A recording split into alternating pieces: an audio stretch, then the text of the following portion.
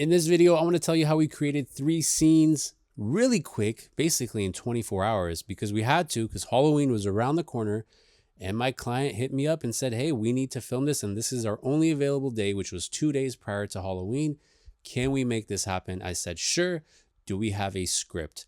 And that's what she said, the words that make every videographer, every cinematographer, every creator, every director shudder a little bit. She said, we have the scripts and they were made in ChatGPT. Now, she didn't tell me they were made in ChatGPT, but when she sent them to me, I looked at them and it was obvious they were made in ChatGPT. It has a little prompt still in there. And that's what we absolutely hate to see, because ChatGPT, as great as it is as giving you ideas, it fails in the parts where it tells you like, hey, this is going to be 33 seconds. This is going to be 26 seconds. This dialogue is 15 seconds. And it just doesn't have the experience. So as soon as I looked at that, I said, this is not going to work. This is going to be over the time.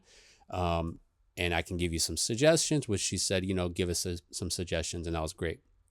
Now, when you get a project like this, it can be very exciting or it can be very dreadful, because if they want you to make something you haven't seen, or it's just a really boring concept, then you go into thinking, oh God, I gotta go into work. I gotta do this. It's not going to be fun. But for me, I was lucky enough where they gave me 3 movies. One of them I actually hadn't seen, but I had heard it was a great movie. I don't know why I expected any better from you all.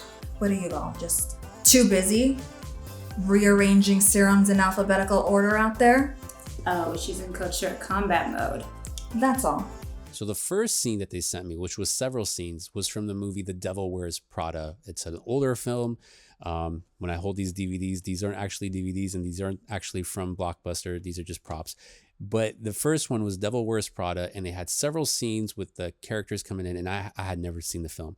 So first thing I did was go on Prime, buy the film, watch the film, get an idea, match it with the script, so I have an idea what their characters are. How do they act? Because if I didn't know that one of them's kind of a bitch and one of them is scared until the last scene in the script that we had, I wouldn't be able to direct it, obviously. So I had to watch the movie, match it with the script, and I had an idea, the 4 characters that they had in there, how they were supposed to interact, what their demeanors were, how they acted, how they spoke, all that stuff. And we couldn't match the accents, for example. It was just not going to work.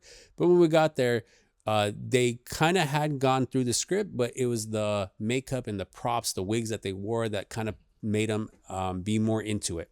So if you're doing this, definitely bring props, wigs, costumes, those kind of things, because that's what's going to add to it. That's going to make them want to get into the characters as well. So the first one we did was Devil Wears Prada. We filmed several scenes in there. I think it took maybe an hour and a half, 2 hours, because they wanted us to start at 2, because this is a facility that does Botox, filler, those kind of things, and some surgeries.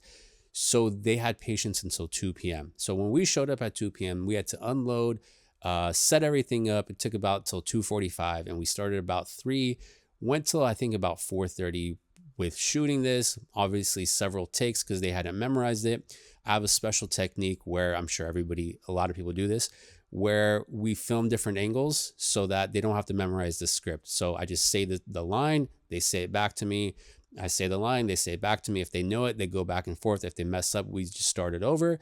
It's a little bit more editing, but at least no one has to memorize their scripts, which is great. My clients always appreciate that when we film little sketches like this, that they don't have to do major memorization. We just film it several angles, like I just said, and it works. Second movie was a personal favorite of mine as a kid. It was based on a book that I was not allowed to read. I was told there's a brilliant patient in here with a keen sense for anatomy. Good evening, Clarice. This was Silence of the Lambs. So for Silence of the Lambs, I knew that we wanted it to look a little bit more gritty, a little bit more like, it was filmed with film cameras. We don't have film cameras to film with, so we just shot with our C80. But I wanted special lenses with that. So I brought in the Helios, and some of the issues I had were the place that they wanted to film was this central place in the facility that they had just made that's perfect for like their surgeries. And it's perfect because it matches the Silence of the Lambs like prison, but my lens was too zoomed in. I didn't have anything wide that would match that. I had a 24 EF 1.4. I had the 50 1.2, the old school ones. These are kind of meant, I was trying to get a little bit more character in it, but they didn't give me enough character. It was the Helios that made the shot. So I filmed with the Helios, and at least the first scenes where we're getting the close-ups of them. I try to get some wide shots. I tried to make the lights as moody as possible. One of the downfalls of shooting in a place like this is they have certain lights that they can't turn off because of fire hazards or emergency, I think. So we have to kind of try to block it, work with some of it. They're really big and bright, and we're trying to do this quick again, film several scenes. I don't want to keep them past 8, 9 p.m. These people have families to go to, and they don't want to be there. They've had a long day. They have a long day the next day, and I have to go home to edit this. That's why we want to do everything as quick as possible. So what we did was we filmed with the Helios, several scenes. And so we filmed several scenes with the Helios, but the inside of the prison shots, it was just, I needed the wide shots to be able to get different angles that I wanted, that I envisioned. That kind of matched the movie too. We weren't trying to hit it exactly like it, but wanted to get close to it. The thing that made it was the lighting. So we tried to make the light moodier again. And I brought in the Canon 24 to 1.4 to be able to get a little bit maybe more shallow depth. Maybe the over the shoulder shots would look a little bit more distorted, a little bit awkward. We're trying to give that awkward feeling. We're trying to maybe some of the shots make it a little bit more shaky. That's what we're trying to go for. So we matched that up. If you want to watch these videos, they're all up right now. You can watch them. Maybe you can give me some feedback. We did well, we didn't do well, but that was the goal of it. And we try to make it kind of scary. And it's hard because to be able to nail Hannibal, your acting has to be up here. Anthony Hopkins set a really high bar. So that's maybe where this falls short. Understandably, I don't know if I could have done any better. I'm a little bit more creeperish, I guess, so maybe I could have done better. But this is what we had. These are the people who were involved. It's my fault as well if I can't give good enough direction to get them in a crazy mindset or get them to react. But we finished it. At least we completed it, and we went on to our third film. And the third film was the most exciting for me because it's not the movies, but the cartoons I grew up with. And it's Welcome to Manhattan Beauty Project. Meet my X-Men. Each of them has a special gift. the X-Men. So we had several scenes from the X-Men in there. Everybody was involved for this, meaning everybody that worked there was involved with this, as opposed to Silence of the Lambs scenes, which was only 2 of them involved. And they went all out because they got dressed in the costumes. We had Rogue, we had Storm, the Doctor was Professor X, we had Gambit, we had I think that's it. We had all those people, and Mystique. Oh, how could I forget Mystique? We had Mystique.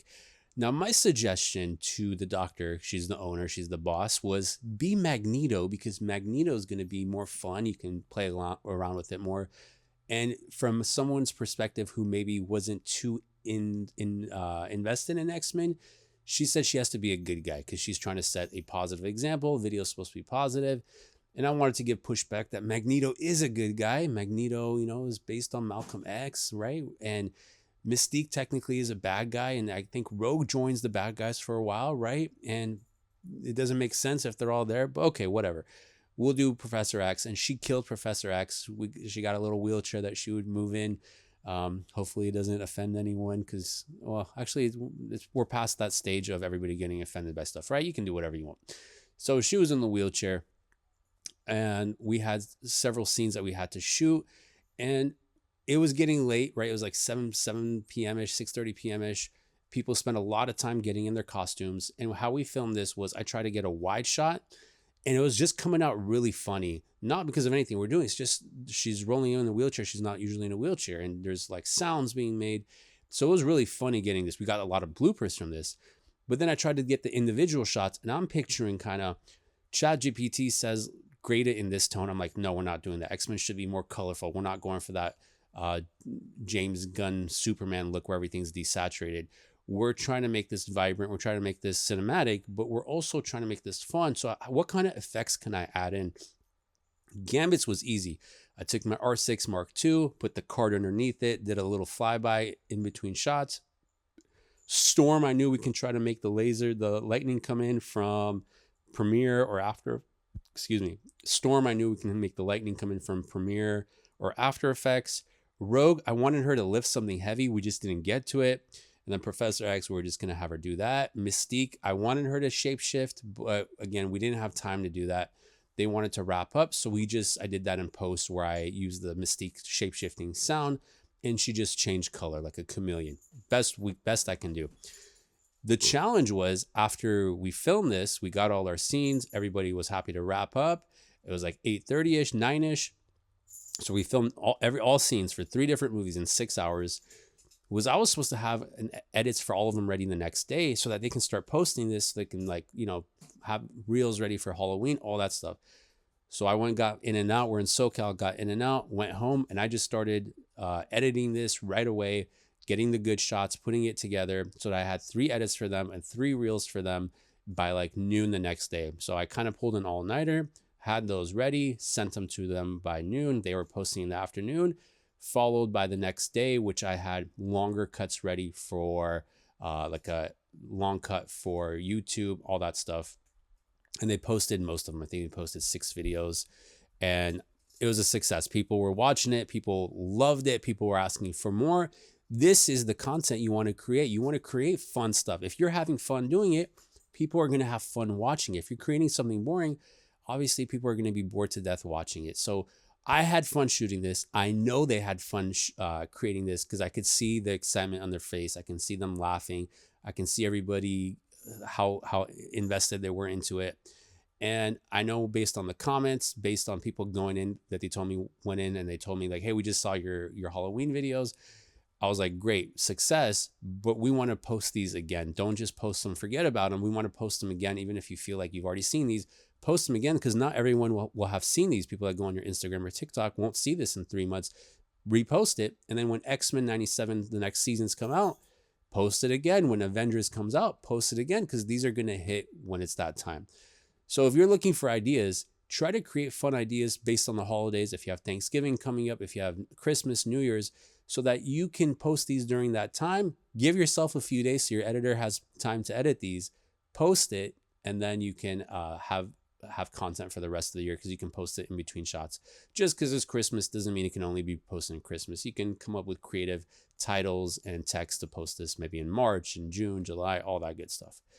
Hope you enjoyed this. If you want to watch the videos, check it out. If you have any comments on how I could have done this better, check it out. I didn't have a budget to rent out like vintage lenses, so we were there. I wish I had some vintage lenses I could have used, but we didn't. So this is the best we did in basically less than 24 hours. We did this, I think, like 12 hours, 16 hours. And it can be done. You just have to prepare for it and devote enough time to shoot and to edit this like ASAP. Thanks for watching. Until next time.